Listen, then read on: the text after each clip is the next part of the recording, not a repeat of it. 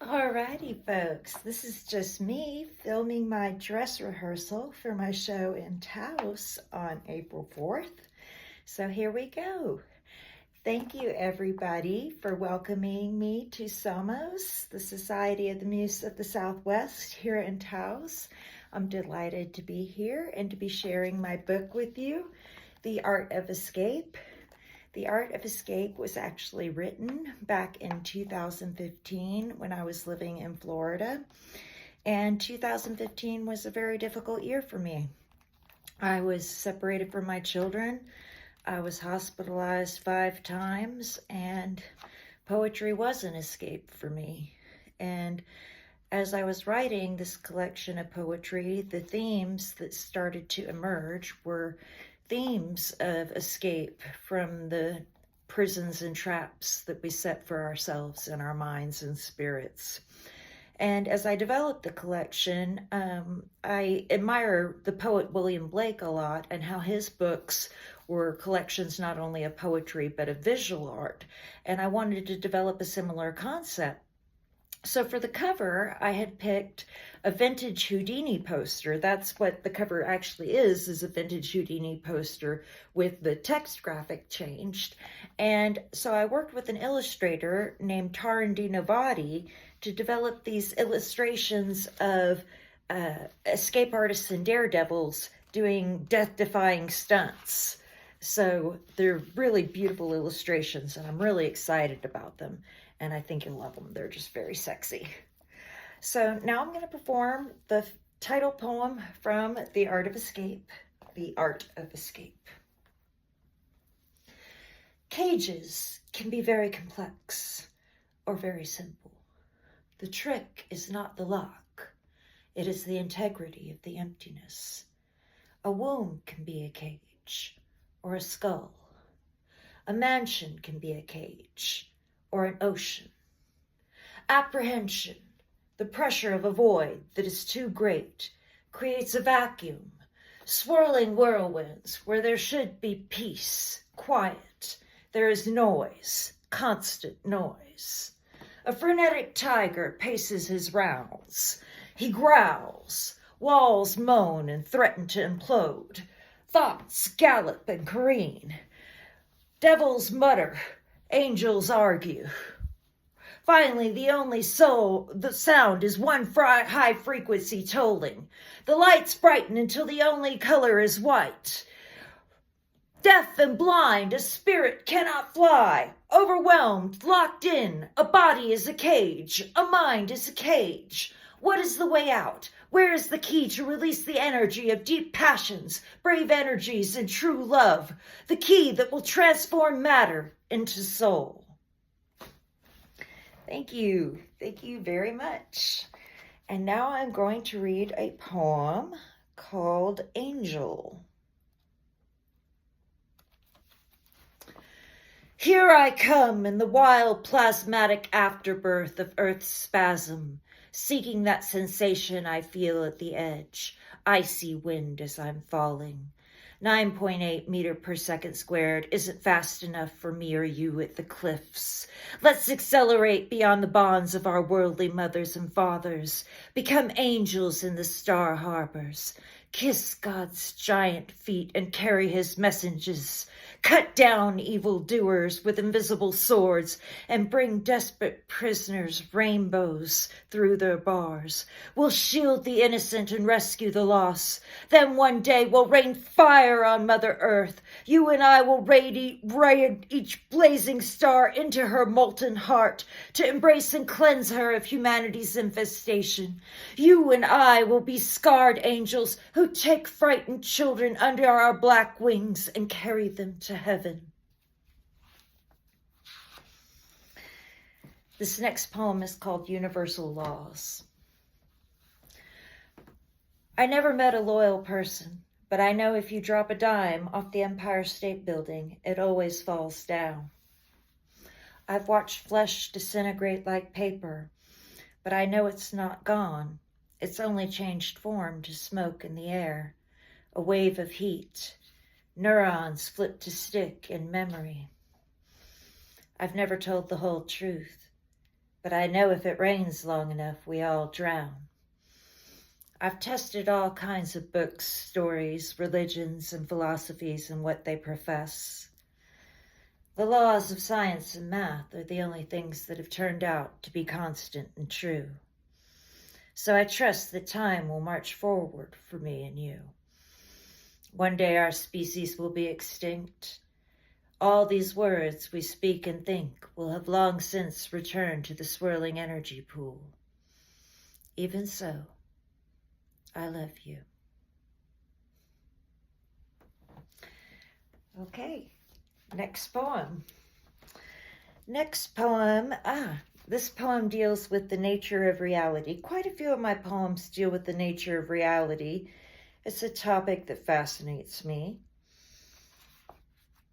as are the metaphors of angels. But yes, the nature of reality fascinates me, and there's a couple of poems that deal with it in The Art of Escape. This one is called Spheres. Bobbing along in an unreality bubble, I can still observe reality beyond the rainbow residue. I'm still aware of the great sucking hole driving the expansion of our universe. Yet within the bubble of unreality, pain is just another sensation I greet with curious observation, testing its gain, volume, and balance. Blood is beautiful like diamonds, like water, glittering until it clots. I fear it not. I wish for its release, its flow, its taste. I want to paint its thousand crimsons. Within my bubble I ingest herbs, wine, mushroom, pills, and nightshade. The air comes in blue shock waves. Bugs crawl along the window frames. Faces appear and disappear in walls. I remember every song I ever heard. I seek out paper and pen. No one comes inside my bubble. Sometimes I'm there for a day, a week, or more. I see all the little people scurrying around in the real world. I can answer them, but it can take a while. My eyes are far away. I do not choose when the bubble descends or rises. Here it is now, and I can only describe it, never tame it or name its purpose.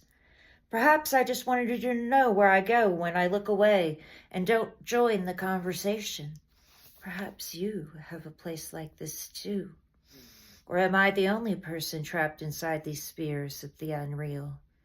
Are they the harbingers of an unwell mind? Or are they the mysterious gift from an unknown isle? This next poem is called Flowers and Butterflies.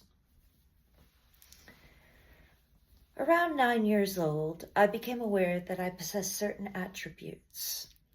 A curve of the lips, a brightness of eye, a pert little body, that made me the chosen flower, plucked from among countless others, to be set in every exotic bouquet on display.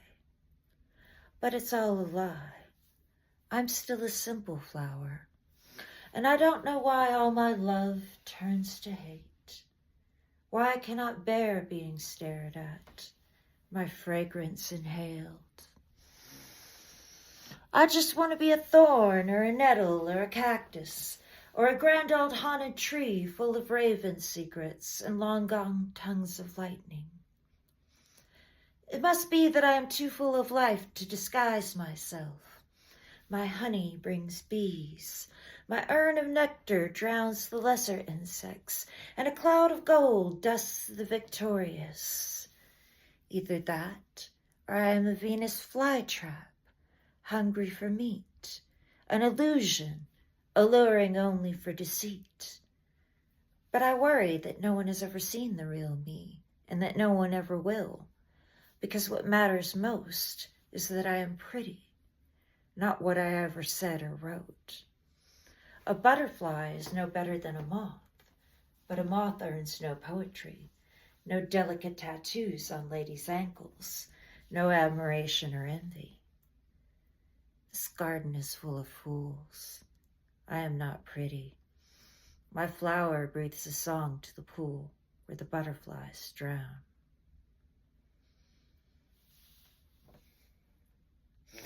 Yeah. Okay. So what's next? What's next? Oh, I'm going to do a poem that's not by me. You may remember the halftime show this year, Kendrick Lamar. He commented, "The revolution will not be televised." Well, what was he referring to? He was referring to a poem from the 1970s by Gil Scott Heron, "The revolution will not be televised." Well, why did he think that would be relevant to today? Well, this poem or song was fundamental to hip hop and very influential. And let's just take a look at why the lyrics might have been relevant, why Kendrick Lamar thought they might have been relevant. The revolution will not be televised. You will not be able to stay home, brother. You will not be able to plug in, turn on, and cop out. You will not be able to lose yourself on Skag and skip out for beer during commercials because the revolution will not be televised. The revolution will not be televised. The revolution will not be brought to you by Xerox in 4 parts without commercial interruptions. The revolution will not show you pictures of Nixon blowing a bugle and leading a charge by John Mitchell, General Abrams, and Spyro Agnew to eat hog moss confiscated from a Harlem sanctuary. The revolution will not be televised. The revolution will not be brought to you by the Schaefer Award Theater and will not star Natalie Woods or Steve McQueen's or Bullwinkle and Julia. The revolution will not give your mouth sex appeal. The revolution will not get rid of the nubs. The revolution will not make you look 5 pounds thinner because the revolution will not be televised, brother. There will be no pictures of you and Willie Mae pushing that shopping cart down the block on the dead run or trying to slide that color TV into that stolen ambulance. NBC will not be able to predict the winner at 8:32 on report from 29 districts. The revolution will not be televised. There will be no pictures of pigs shooting down brothers on the instant replay. There will be no pictures of pigs shooting down brothers on the instant replay. There will be no pictures of Whitney Young being run out of Harlem on a rail with a brand new process. There will be no slow motions or still lives of Roy Wilkins strolling through Watts in a red, black, and green liberation jumpsuit that he's been saving just for just the proper occasion. Green Acres, Beverly Hillbillies, and Hooterville Junction will no longer be so damn relevant. And women will no longer care if Dick finally got down with Jane on Search for Tomorrow because black people will be in the street looking for a brighter day. The revolution will not be televised. There will be no highlights on the 11 o'clock news and no pictures of hairy-armed women liberationists and Jackie Onassis blowing her nose. The theme song will not be written by Jim Webb or Francis Scott Keys, nor sung by Glenn Campbell, Tom Jones, Johnny Cash, Engelbert Humperdinck, or The Rare Earth. The revolution will not be televised. The revolution will not be right back after a message about a white tornado, white lightning, or white people. The revolution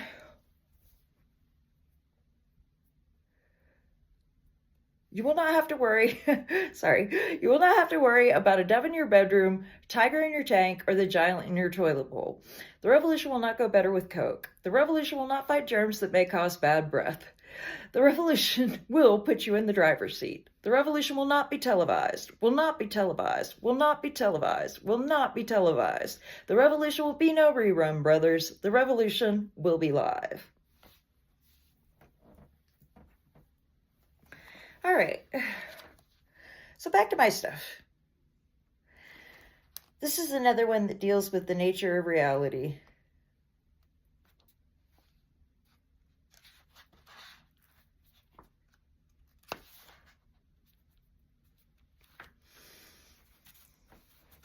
Oh, and it's got a beautiful picture. Waking. This is not real life. This is the dream. I can prove it. I'll set fire to anything and it will not burn. I'll step off a cliff and drift slowly to the ground. These people are not people. I'm sure of that. They are carbon clones behind a mask. Cut them and they will not bleed. Touch them and they are cold. This next one is called The Beach, and I always perform this one because I really love this one. I probably got it on video about 5 times too, but just love it. First, there were great dragons and sea serpents, an enormous death mirror in the squid's eye, embraced in blankets of tentacles. Then the giant birds descended to pluck the scaly lords from their ocean, tangled in talons and solemn beaks. They were carried to the land to be eaten. The eyes of the dragons minced with the fertile earth, diamond scales strewn across her moist brown belly. Then God came with his semen of rain to make her complete, full of reptilian flowers that blossomed teeth.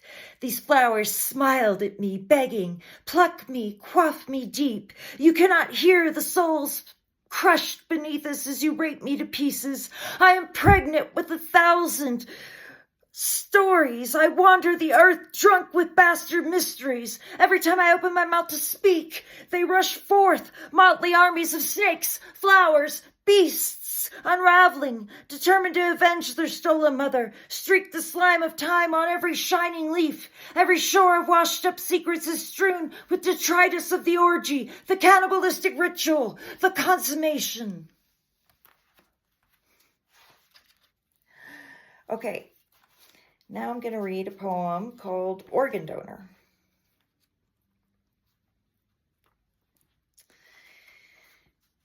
And it's right here. Tremor-wise, the surgical dismemberment of eyes, sliding lights, favors to the young surgeon who selects the probes, a dissection, a corpse's last message to decode. There remains the flow inside, a being cold and still alive, paralyzed, mute, splayed, unwilling to ascend. Be tender with the bone saw, show love with the scalpel's edge, scientist, surgeon, until the shell collapses, the face sinks in, until the grave digger comes, vile and intrepid, a hero bringing stew for worms. The horror of the heart remains, preserved in ice, a heart that will beat inside another. Hearts are used twice. All right. I'd like to conclude with a poem called Heavenly Body. Like a pulsar, I live in the velvet depths of space, always cycling between explosion, disintegration, always spinning, sending off erratic signals, flash images of memory, constellations I hook together in menageries of gods, holding at my core the dense dust of the original boom that started this lonesome journey, hoping some creature somewhere will wish upon me as I blink, and that I can deliver that wish. It's simple to be such a thing. It's elegant, but it's messy too when all the stardust starts to fly apart, and suddenly it's sucked back into the framework of a being. I'm often confused. Often I don't remember things, but I remember the wishes. Every single one. I suck and blow my own essence in and out of existence. I skate along the edges of this trap of light and dark with the will to continue and discontinue, to love and to hate, to matter, to be the brightest and darkest star that ever burned the sky. Thank you for watching my rehearsal, my performance, and hopefully the show will go as well as the rehearsal. I love you, poetry fam. Mwah.